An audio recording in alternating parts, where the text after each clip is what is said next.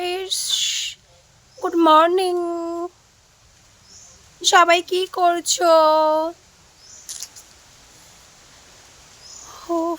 Guys, তো দেখো আমাদের গাছে সেই লেবুগুলো সব শেষ হয়ে গেছে।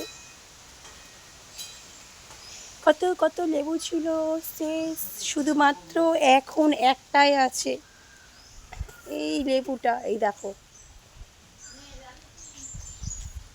এই দেখো লেবু।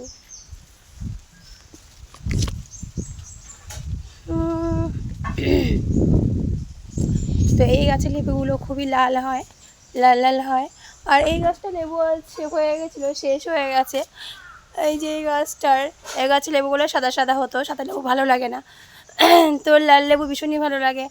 তো সেই জন্য আমার মা লাল লেবু গাছ, মানে লেবু ফলটা দেখেছে লাল, লেবু গাছের ফলটা লাল হয়েছে বলে সেই জন্য লেবু গাছটা অনেক যত্ন করে বড় করেছে। তো আমি এখন যাই, কারণ আমি রান্না করছি। রান্না বলতে আজকে স্পেশালি ঘুগনি হচ্ছে আমাদের। তো এই দেখো রান্না করছি আমি ঘুগনি, এই যে ঘুগনি। একটা সময় রান্না করতে কি বিরক্ত লাগলো, রান্নার কথা মনে পড়লে কান্না পেত, কিন্তু কিছু করার নেই।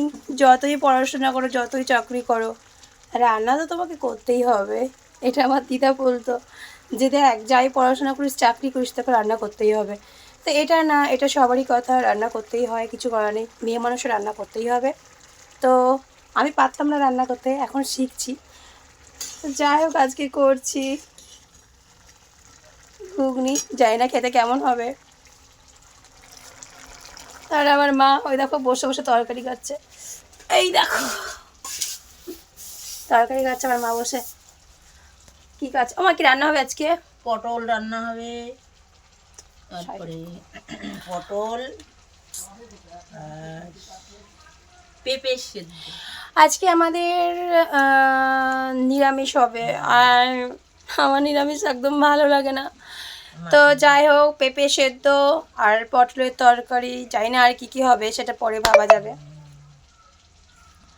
তো আমাদের সকালে আজকের খাবার হচ্ছে রুটি আর ঘুগনি।